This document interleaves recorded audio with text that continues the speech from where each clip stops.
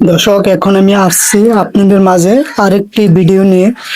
দেখেন আমি কিভাবে ওয়ালে বালু চাপাতে হয়, এই দৃশ্য নিয়ে আসলাম শুধু আপনাদের কারণে।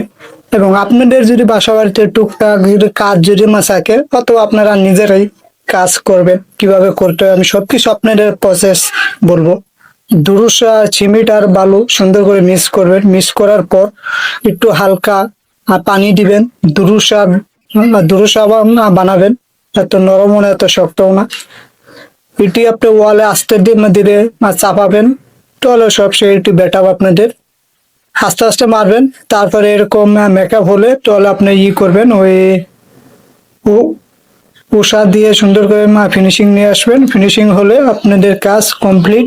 আপনারা যদি অবশ্যই যদি বলেন গ্যারাটিং দিবেন, গ্যারাটিং হ্যাঁ অবশ্যই আপনারা দিতে পারেন।